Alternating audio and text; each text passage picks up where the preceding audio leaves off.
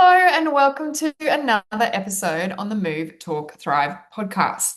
Today, we're changing things up a little bit and we're actually going to answer a listener's question. This question is a little bit of a hot topic because it's something that takes us practitioners a lot of time in our week. It can be really stressful, but it's really, really important. And that is reporting. So, our client reports, progress reports, and just some strategies on how we can simplify this process in our practice.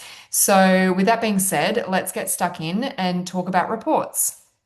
We are child development obsessed business besties and mums, and we're here to spill all our secrets. We have a combined 30 years experience working with children, and each episode we will bring you up-to-date research and evidence-based strategies to set your children up to thrive. I'm Lizzy Dawson, Australian exercise physiologist. I'm Emily Mackey, Australian speech pathologist, And this is the Move, Talk, Thrive podcast.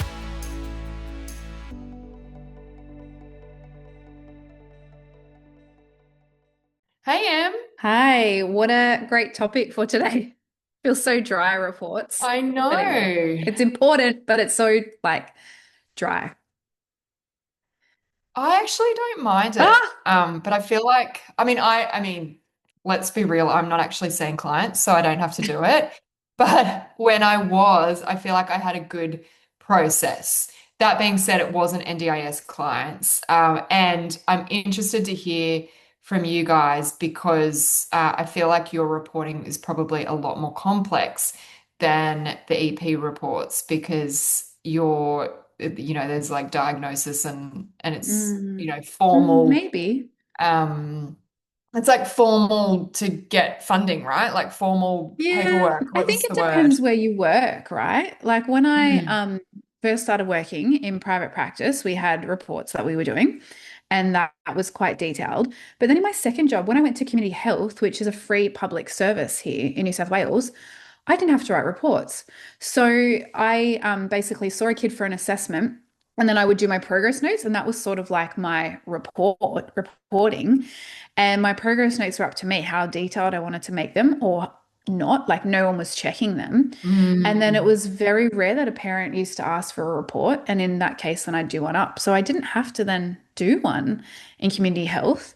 And Yeah. then the other couple of jobs that I've had, it's all been very different, like in terms of maybe it's been 1 page, 4 pages, 10 pages.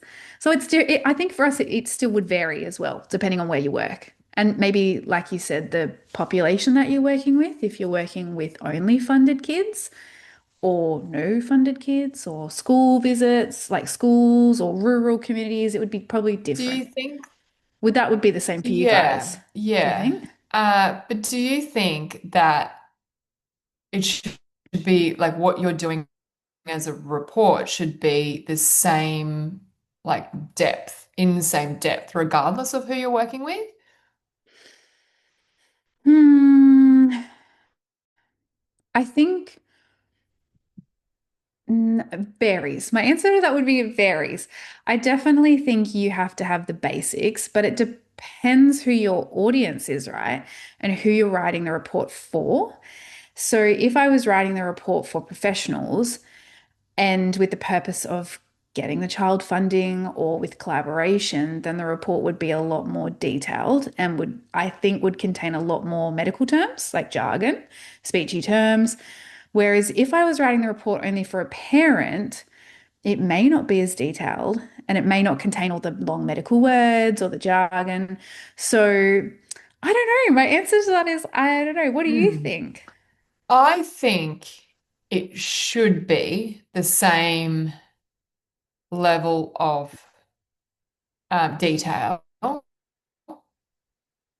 I'm kind of torn. I don't know. I feel like that we Like you'd should have be, the information, the basic information would be the same, like the diagnosis, what that practically functionally means. But in terms of then how much depth you go into, like for a parent, it might be different to a professional. yeah, that's right. And I guess it's also what you're writing the report for and the detail that's maybe requested. Hmm. So Yeah, it's interesting. Have you got this? Because what we've just done at Kids Hut Pilates is we've got it all systemized. So Mm. it's part of our onboarding, which then like flows into like a patient summary to Mm. parents that we send out in the first week, and then we'll do a formal report in the weeks to follow. Once we've been working with the child. Uh, that is different to what we do with the older populations at Northside, but there's a different requirement based on different funding. So if we're working with Medicare or DVA, we have to do a report in the first session after the first session. But with NDIS, it's a little bit, Mm. yeah, a little bit different, I guess. So Mm. yeah, it's interesting, but we've systemized it to make it as easy as possible for our Kids Heart Pilates team. And I've got that available on my website under my pre and post. No, not my pre and post. It's my assessment guide, actually. It's in my Mm. assessment guide. So you can download those, that basically that format, which includes our patient summary. But I think, Get that therapy plan for yourself. So it is a necessity. But if you don't have it systemized and it's something that you're doing a couple of times a week or a couple of times a month, or depending on your caseload, how consistent your caseload is, you are just like wasting so much time. That sounds really bad. That sounds really blunt because it's the same process each time. Like, we have a template, but it's just you then inputting the information. So, new information and tweaking things. So if you're having to create that from scratch every single time or not having a system, I can't, like, you'd be inundated with totally, paperwork. absolutely. So I think making it like you want to set yourself up for success, right? And I think that this also, when you make this as simple as you can, it's one, easier to complete, it's easier to do in a timely manner. You can manage your time a little bit better, but it also, as we say, like about Mm. goals, it's kind of documenting those goals, which then sets the therapy up as well. So I think from a clinical standpoint, I think it needs to be useful for you and the parent, Mm. so that you are, documenting the relevant information. And if like put everyone else's perspective aside, think about making it easier for yourself so that you can go into this client or just say you're away and this client will be seeing someone else or you're moving on and it will be handed over to someone else. Thinking about if you were to pick up this client and not know anything about them, would your report tell Mm. you enough, tell you what you need to know in terms of working out what therapy you're going to do in your sessions? Absolutely. And it's really, I think it's a legal documentation as well, right? So Mm. if the file gets subpoenaed, if someone questions what you've been doing in your assessment, particularly if that child's got funding, you need to be accountable for your time and what you've done and the therapy. And the reason why we do assessments is to get a baseline established of where their skills are. And so that is so important then to show progress and to be accountable for your therapy. So it's from a legal point of view, an ethical point of Mm. view, but also then, yes, like we said, for consistency of care and handing over to clinicians. And if you're collaborating with other professionals so that they're on the same page, particularly school's a big one for us, preschool and then primary Yeah. school. The teachers need to know where the children's skills are at so they can base the academic work at an appropriate level for them. So um, it's very important. The assessments are very important. We Mm. now, so I know in the speechy field, I don't know what it's like in the EP field, but there are, and like I said, I didn't do reports for community health unless they were requested. I did them in private practice and speak about we do them as a part of our assessment process. But I know that there are some clinics that they don't have reports included in the initial assessment fee. So they'll say, you can come in for an assessment, and then if you want to get in a report, then that's an additional cost, and then you choose to do that if that's something you want. I like tossed and turned with that for so That's long. so Do we do interesting. that? Do we not? So, Yeah. so back up. You include the report in your initial fee. Hmm. Yeah. Yeah. I Which really we, like as a that. business, That's we a good actually lose. idea. As a, well, as a business, from a business point of view, we actually lose money on it because we charge for the therapist's time, in terms of Yeah. seeing the child for the actual assessment. And then we just charge a very modest amount for the assessment report. Yeah. But when we have new graduates or when we have people who are still learning how to write reports, it takes double the amount of time. Plus, we always get their senior speechie or the mentor to check the report. So you've got two speechies checking the report. And I don't know why, but reporting for speeches just seems, for most speeches, takes a long time to learn. So it's one of the last things that they sort of tick off.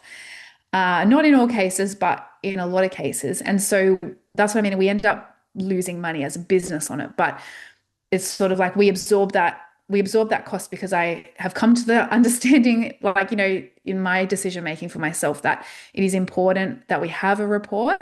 It's important for our accountability and it's important for our clinicians to develop that clinical thinking and reasoning and then to move forward with therapy. Whereas I know not all practices do that. And I'm not saying I'm right or wrong. It's just that's what Yeah. I've decided to It's just speak your about. way of doing it. I Yeah. like that because it's like a set process that there's, that it's black and white. This is, this is the process. This is what we follow. And so I think in terms of communicating that with families, I think that that's quite powerful. Can I ask how much time you are allowing for that report writing process? So we do have like a sort of goal that we're aiming for. So, a proficient clinician or a clinician like myself, depending on what the assessment is, because we have different areas.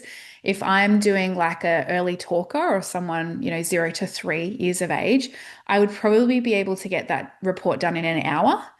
And then I Hmm. would leave it, come back to it another day just to check it quickly for 5 minutes. Like that's a skill that I always do just to make sure I've got all the data and information correct, and then I'll send it out. So that's like an hour and a bit.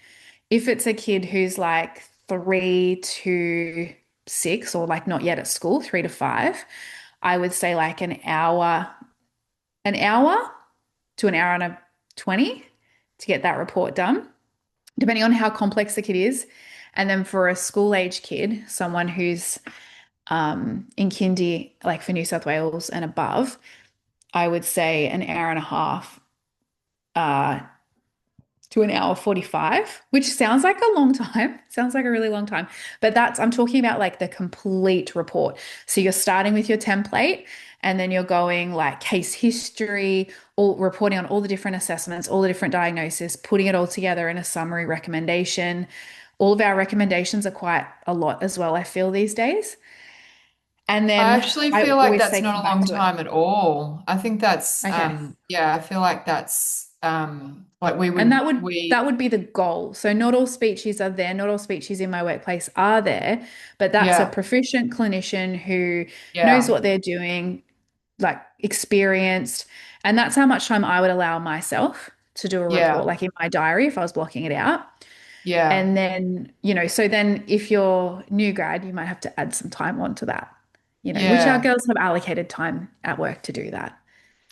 Yeah, so I think we've got two kind of processes. One is that we're not doing the report after that initial. We're doing a patient summary, which we are only billing 15 minutes for that. Like Is that's that just inclusive like a of letter, notes. like a little one Yeah, paragraph or basically. something? Yep. Yeah. And the way that we've made this kind of doable, I guess, is that it's in my system. So we've got like an outline, which is a template in Clinico, which has got subjective, objective data, goals, and goals, findings, and basically a therapy plan. And we would then pull that, and that goes into the summary. So what Yeah. you would do in your initial, in terms of your notes, becomes your parent summary that you Yeah. send to them. So I've got that fairly systemized Hmm. and templated in Clinico. So that allows us to basically give the parent an update of what we've observed, assessed, and what our plan is, which I think is really important. Hmm. And then as I said earlier, we'll actually do a formal report later, and we have got it in our service agreement that that needs to be done once a year.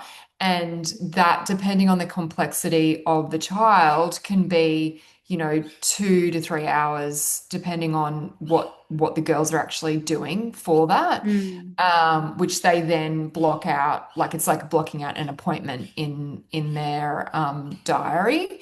So yeah, so I think that's kind of how we've Mm. systemized it, which means that the initial one isn't quite as Mm. detailed, but it's still serving the purpose of this is what, these are our findings, these are the goals, this is aligns with the NDIS goals, and this is, what we're planning in our therapy and our recommendation, which I think is really good communication for parents to have. Mm.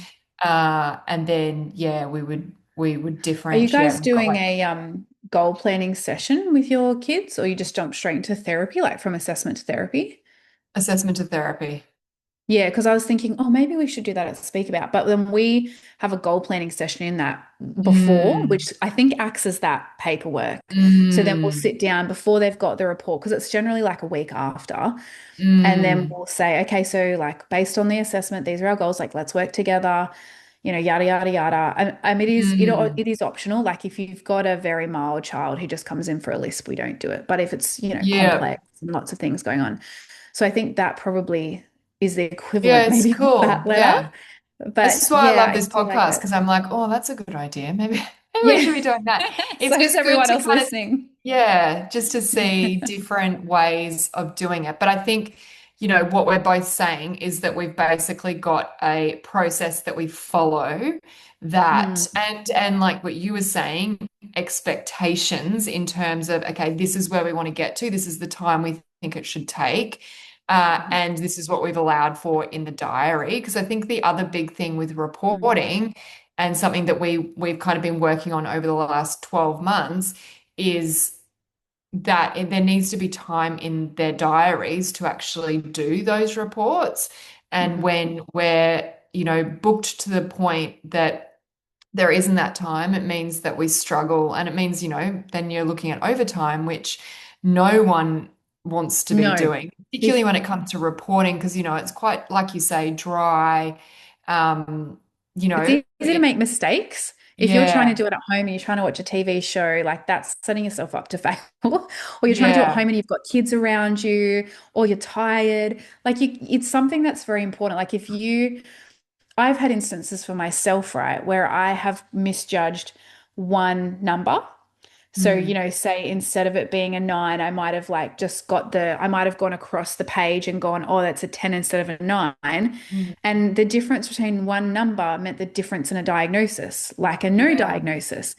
And so that's why I always have the practice for myself where I do the report. No matter even if I think it's perfect, I leave it and I'll come back another day because I know how important the numbers are and the data is and the diagnosis. And it's so easy. Like from all it takes is one number to get the diagnosis wrong.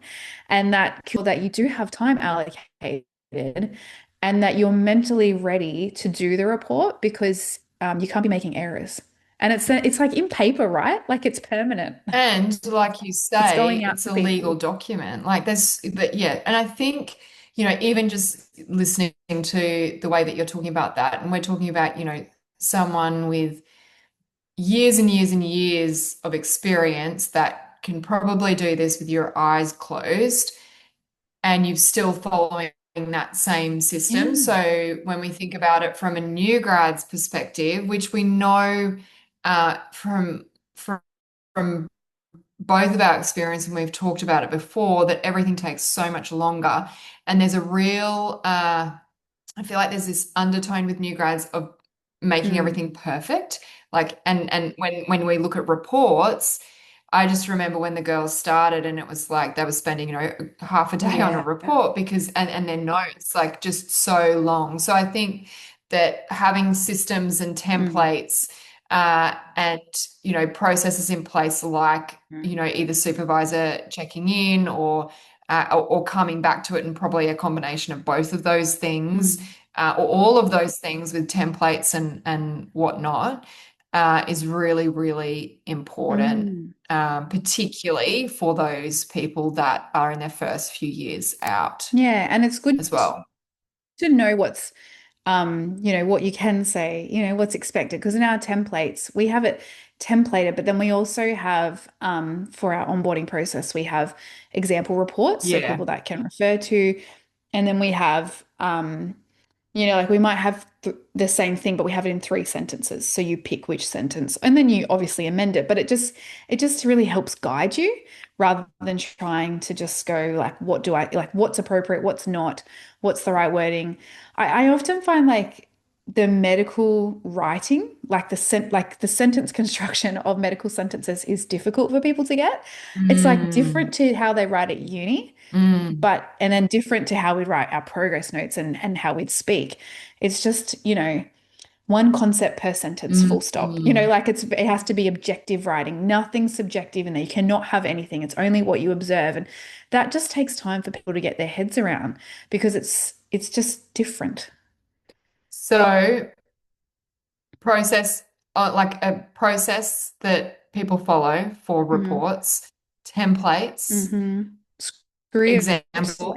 Yep. examples, yeah. Yep. Examples for them to refer to, enough time in their diary to do Time. it, So you should be having expectations, so admin setting time. expectations around it. Yep. So you should be having admin time allocated to you as a professional, and what you should be able to manage across your diary of the week. Obviously, if you're like in a startup, if you're starting a caseload or building a caseload, you build the caseload by having you build the Sorry. caseload you build the caseload by having new assessments come in, right? So you're going to have more assessments to build the therapy clients. And so you need to look at your week and go, okay, even though I need to build my clients, if I have 3 assessments every day, like that is then a lot of reports to do for a week. Like that's way too much. So you need to be looking at it on your schedule on a daily basis, on a weekly basis, and then making sure you've got enough time based on each report. If you're not building a case, so say you start somewhere and you get given therapy clients and you're just building a case with therapy clients, that's a whole different story because you're not doing the assessment reports, you're just having a handover. And so then you might have, only 1 to 2. And that's definitely manageable with a certain amount of admin time. So it's looking at just your diary and making sure you've got that the appropriate caseload there, the support, and then the time, like you said. And don't you think that it's like as a business owner or like a manager, clinical manager, I just think, well, it's a no-brainer. Just put the admin time in the hours of the day that are the quietest. So, Mm. there's those hours in the schedule to be able to put the admin time in there to allow for that, Yeah. so that you And I can spend the time that you need on it. remember when I went back to clients and I was just doing assessments. So sometimes I came off therapy kids, but then I would go back if we got a waiting list and I would just help take kids off the waiting list because I could do the assessments quickly and then I'd hand them to the speechies. So what I would then do is I would have like an hour for the assessment, and then immediately after that, I would then block out an hour for the report. So I knew Yeah, that was there. And if you've got an open diary and building a caseload, that's what you're saying you do, Lizzie. But I recommend that you're like accountable for your time there. yeah. I I would The just only say, issue yeah. The only issue that we have had with what you're saying is that we're really busy after school. So Yes. if we've got initials, we can't do that. We kind of make the most. We've got to make the most of that afternoon Mm, period. So what we do is we kind of bulk it together and we have the girls having 2 bulk periods throughout the week, mm, generally on like a Wednesday and a Friday or a mm, Tuesday and a Thursday, but in toward the middle and towards the end of the week so that they can kind of finish the week having all their paperwork done and their notes done. But mm, bigger chunks. What we were doing was like little chunks here and there. and they just can't, by the time they get That into doesn't it. work, right? Yeah. Yeah. So I think bigger chunks. So we Mm. do 5 hours admin a week for our full Mm. timers, and they have two, I think it's 2 2 hour breaks, and then there's like meetings and Half an hour in like there, catch yeah. up stuff. Yeah, Yeah. no, that's the same as our diaries. It's more just if you've got a building caseload, like a blank diary, then Yeah. you can do Yeah. that. But yeah, our girls get 5 hours. But the thing I was going to say was, if you are listening to this episode and if you're going, I'm taking my paperwork home on the weekends, unless you're a sole trader or unless you're a business owner, it's not, we don't condone that, but we have been there and know the seasons with that. But if you're an employee and you are taking paperwork home on the weekends, that is a big no-no. That does not need to happen. And that Hello, doesn't happen in burnout. our clinic. That does not happen in your clinic. That will lead to burnout. And there's something there that needs to be looked at. So, whether it's your systems in your business, whether it's your time management skills, whether it's admin time, diary management, admin, just know that that is not what this, like, allied health professionals should not be doing. That leads to burnout, which we all know. So, reconsider your time, reconsider talking to your workplace and having a conversation with them. If you're a business owner and your employees are doing this, please reach out to Lizzie and I, and we will help you. We will help you through this because we want professionals staying in the professions, our professions, and not getting burnt out. And in both of our clinics, our clinicians are not doing that. And I know that there's many clinics that aren't doing that. So it is totally possible to achieve, and it's totally possible to have a high quality of care, an ethical quality of care, and a standard without taking paperwork home. Work should be at work so that you have a life outside of work, right? Absolutely. And I think it just means that when you are, balanced in your energy, you're producing better work. And I think that these reports are a summary of what we do, and it's a representation of what we do as clinicians. And we are sending this out to specialists, other allied health professionals, into the community, to families. So I think it's really important that we get this right. And I think that it's Mm. really, really possible. It's just about getting those practices in place, the training in place, so that people can, put together really decent reports. Mm. And you need to make sure you've got a mentor, right? Like you said, you need to be trained in how to do this. Yeah, well, you help people with this, don't you? Yeah, yeah, yeah. That's what all the girls are like. That's why everyone has an individual mentor because they help them with their report writing. And yeah, it's a lot of back and forth and feedback and things like that, Yeah, which it helps them learn, right? yeah, absolutely. So, we hope you've enjoyed this little chat that we've had about report writings. It actually hasn't been as dry, has it? That's what I thought it was going to No, be, talking about paperwork. But yeah, we hope that this has been good for you to listen to, thought-provoking.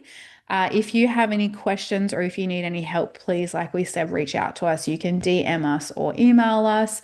Lizzie mentioned that she has an assessment protocol. protocol Yep. in Yep, protocol, which we will put the link for that underneath so you can grab that.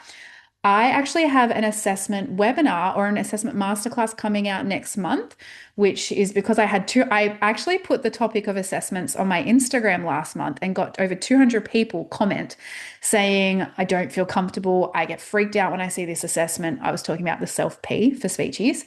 So I'm putting together right now an assessment masterclass for speeches for next month. And that's part one. There's going to be two parts. So it's like, just stay tuned to that. Watch my social media, watch my emails, get on my email list, and then you'll have information for assessments. And then the second part will be report writing within the next month for speeches. But yes, Amazing.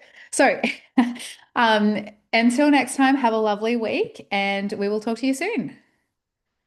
Bye.